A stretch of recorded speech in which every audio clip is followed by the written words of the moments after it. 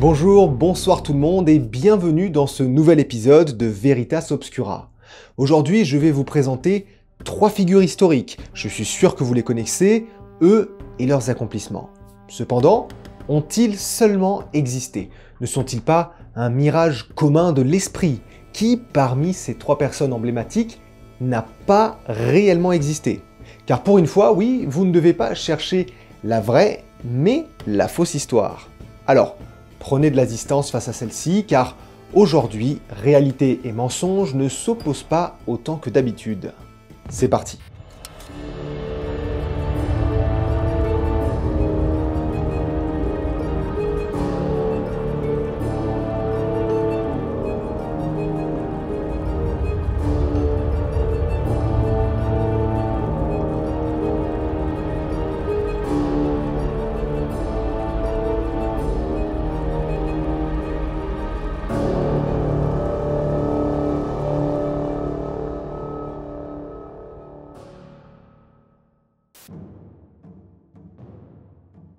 Les tambours de guerre résonnent, tandis que l'impitoyable Spartacus s'élance, Gladius à la main, en direction de Crassus.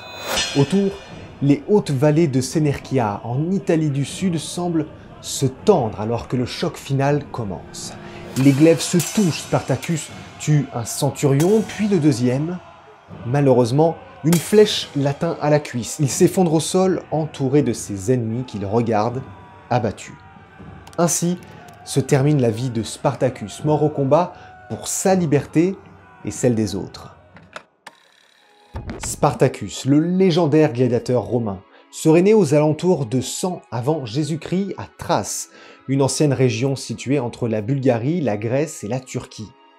Peu d'événements entourant sa vie nous sont parvenus, hormis les faits de guerre et les récits historiques qui font de Spartacus un chef militaire accompli, en plus d'être un gladiateur hors pair. Il est surtout connu pour avoir mené un combat pour la liberté, sa liberté et celle de ceux qui l'ont suivi dans son périple guerrier. Si de nombreux textes d'histoire ou d'anecdotes concluent que l'objectif de Spartacus était l'abolition de l'esclavage, il n'en est rien.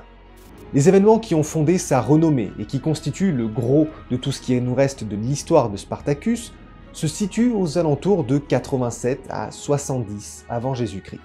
Trace de naissance libre, il est impossible de savoir si Spartacus est un nom de scène employé pour ses combats en arène ou bien son véritable nom de naissance.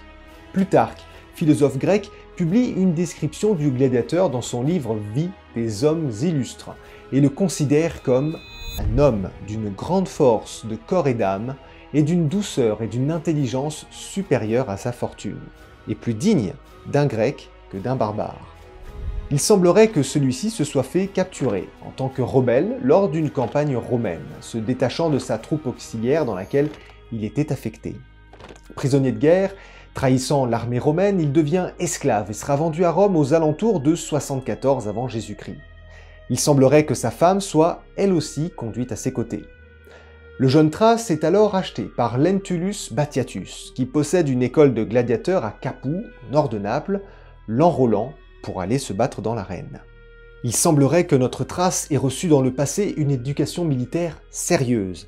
Fin stratège, charismatique et tacticien, tout indique qu'il ait été éduqué parmi l'élite de son peuple.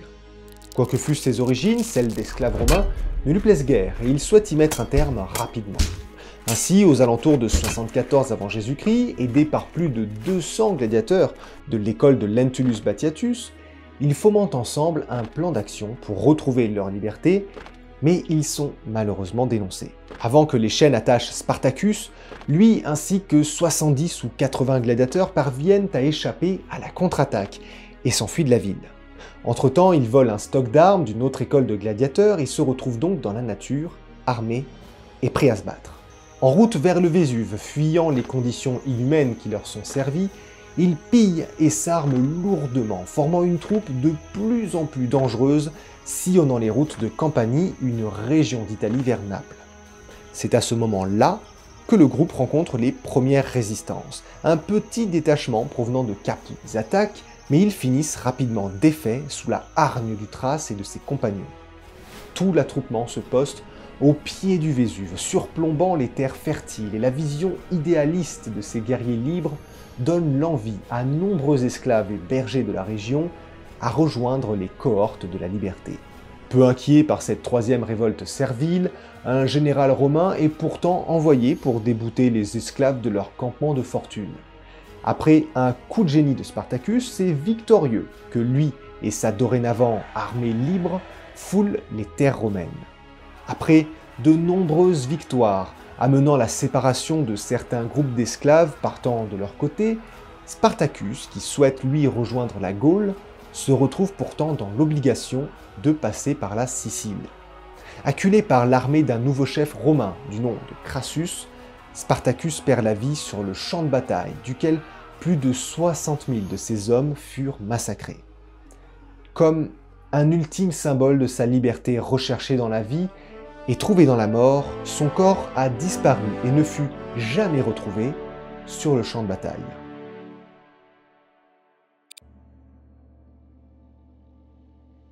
On doit aimer son prochain comme soi-même, ne pas lui faire ce que nous ne voudrions pas qu'il nous fît. Cette citation provient du très célèbre philosophe chinois Kongke, plus connu sous le nom latinisé Confucius, personnage historique de la civilisation chinoise. Laissez-moi vous raconter son histoire. Confucius, de son vrai nom Kongke, est né le 28 septembre 551 avant Jésus-Christ à Zhou, dans le pays de Lu, un ancien état de la Chine. Sa naissance, selon la légende, aurait été annoncée par une licorne qui aurait sorti de sa bouche et donné à sa mère une tablette de jade annonçant la naissance d'un homme qui soutiendrait la dynastie Zhou et deviendrait un grand roi. Une naissance sous les meilleurs auspices pour le jeune homme qui, s'il ne deviendra malheureusement pas roi, sera pourtant une figure quasi légendaire de l'histoire de la Chine. Sa philosophie de vie, son altruisme, ses valeurs morales et éthiques, adepte du « ne fais pas aux autres ce que tu ne voudrais pas qu'on te fasse à toi-même », deviendront avec les siècles l'un des fondamentaux de la tradition chinoise, devenant par là même un dogme, celui du confucianisme. Né dans une famille d'anciens guerriers de la dynastie Cheng, son arrière-grand-père étant même ministre de la guerre, il rejoint d'office la classe sociale nommée Qi, celle des anciens soldats de guerre, et se profile alors une carrière dans le militaire, carrière qu'il refusera directement. Il reçoit son éducation à l'école commune et se passionne très tôt pour les livres et l'apprentissage. À l'âge de 17 ans, il devient précepteur et découvre alors cette passion de la transmission de connaissances, une passion qu'il retrouvera vers la fin de sa vie, accompagné de ses disciples qui relateront sa philosophie dans de nombreux livres qui ont traversé les époques et nous sont accessibles à ce jour. C'est d'ailleurs ces enseignements qui valent à Confucius d'être appelé pour être le gouverneur d'une petite ville, un mandat proposé par les 3 familles dirigeantes du pays de Lu, eux-mêmes sous l'égide d'une maison ducale. Ses nombreux succès se font ouïr de partout, il accède alors au poste de ministre du crime, et ainsi se lance sa carrière politique. Il participera à de nombreuses opérations, essayant à sa façon de donner vie à ses idées, celle, entre autres, de redonner les pleins pouvoirs au duc en restreignant ceux donnés aux 3 familles dirigeantes, malheureusement sans succès. Après s'être attiré les foudres de certaines de ces familles, donc, pour avoir tenté, sans user de la force, de promouvoir un changement de politique, il s'exile en dehors du pays de Lu pendant de nombreuses années, prêchant sa doctrine à chaque gouvernement, là encore, sans succès.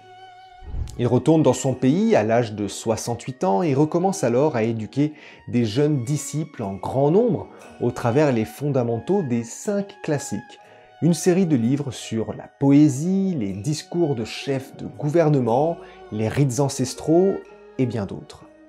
Ainsi vont naître peu de temps après les Analectes, un recueil des paroles du sage Confucius, de ses discours et interactions avec ses disciples, recueils qui contiendront la substance de ce que deviendra le confucianisme. Un dogme, d'où prévaut l'éthique et la morale par-dessus tout. Des valeurs philosophiques qui ont guidé le développement de la Chine pendant des siècles et encore à ce jour.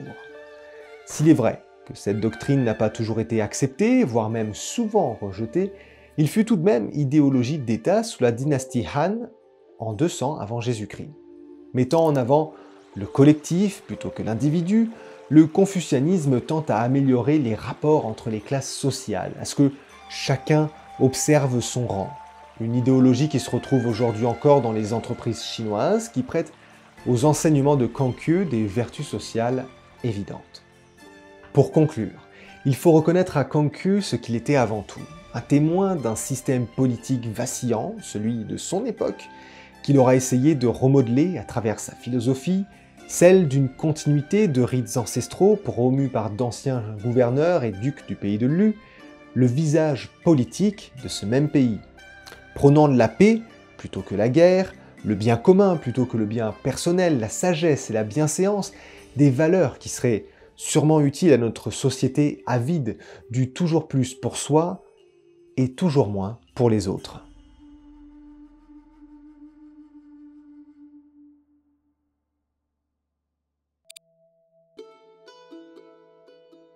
Déesse, chante-nous la colère d'Achille, de ce fils de Pélée, colère détestable qui valut aux Argiens d'innombrables malheurs et jeta dans l'Hadès tant d'âmes de héros, livrant leur corps en proie aux oiseaux comme aux chiens. Ainsi s'accomplissait la volonté de Zeus. C'est ainsi que débute l'Iliade, la fameuse aventure épique, écrite par le non moins fabuleux Homère, reconnu de tous pour avoir presque à lui seul créé le mouvement littéraire, l'époque des héros qui ont façonné la Grèce antique. Auteur de ces récits légendaires et héroïques, peu de choses peuvent finalement nous rattacher au grand poète grec et à sa vie, pleine de spéculations par les historiens. Nous détenons malgré tout quelques informations sur cet homme définitivement mystérieux. Tout d'abord, il serait né au 8e siècle avant Jésus-Christ, en Ionie, une région historique du monde et de la Grèce antique qui correspondrait aujourd'hui à l'ouest de la Turquie. Plusieurs villes ioniennes telles que Chios, Smyrne ou Cimée revendiquent l'origine du poète célèbre. Si son lieu de naissance fait donc débat, chacun souhaitant s'accaparer l'honneur de cet événement, les Ioniens s'accordent tous à dire que l'auteur de l'Iliade et de l'Odyssée était aveugle, rendant l'aura d'Homère encore plus vertueuse. Car oui, être aveugle dans la Grèce antique, c'était avant tout une manière métaphorique de prêter des dons divinatoires à une personne ou de lui donner un moyen d'augmenter sa mémoire. Un trait commun à de nombreux bardes, appelés les Aèdes, racontant des récits accompagnés de leur forminx, une sorte de cithare. Un groupe d'individus dont Homère semblait faire partie. Quant à la mort, si on ne sait pas la date précise ni comment, certains s'accordent à dire qu'il aurait fini sa vie sur l'île d'Ios.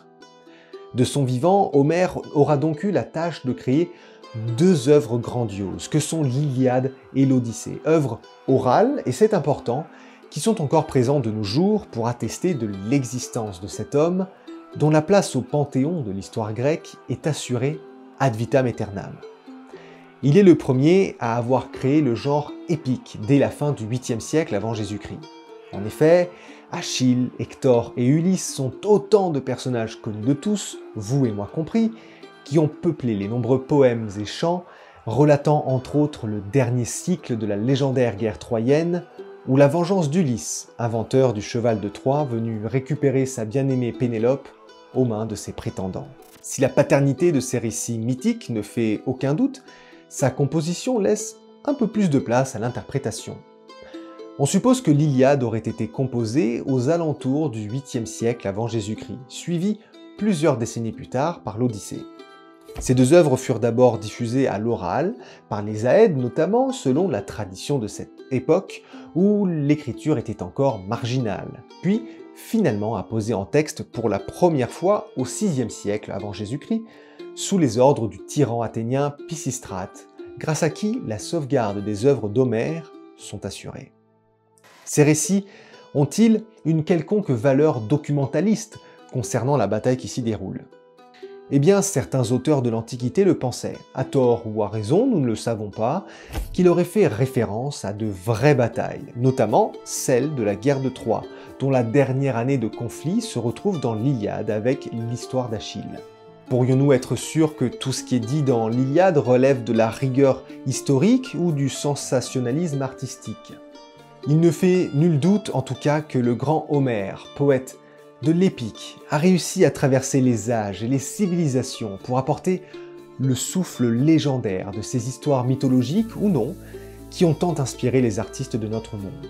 Victor Hugo, Honoré de Balzac s'épandent d'éloges envers le poète grec et les peintres comme Rembrandt avec Aristote contemplant le buste d'Homère, ou bien Auguste Leloir avec Homère, et bien d'autres sculpteurs encore, tous les métiers artistiques ont été influencés de près ou de loin par l'aura millénaire du grand barde grec.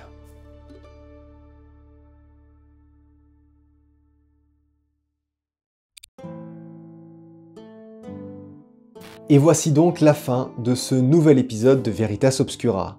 Comme toujours, j'espère qu'il vous a plu alors que je tends tout doucement vers un contenu un peu plus historique, sans renier, ne vous inquiétez pas, les sujets qui font de ma chaîne une sorte de cabinet de curiosité. Alors avant de passer à la conclusion, on n'oublie pas le pouce bleu, laissez vos commentaires pour me dire si vous avez eu raison ou tort, si vous avez aussi des critiques à me formuler pour améliorer la chaîne, et évidemment, partagez celle-ci au plus grand nombre. Bref, quelle figure historique n'a pas existé? Est-ce le gladiateur Spartacus, épris de liberté, ou bien Confucius, le sage philosophe, ou enfin le légendaire Homère, symbole de la Grèce antique? Eh bien, il s'agissait de Homère. Oui, Homère, le poète de l'Iliade, le barde des chants épiques à la gloire d'Achille ou d'Ulysse.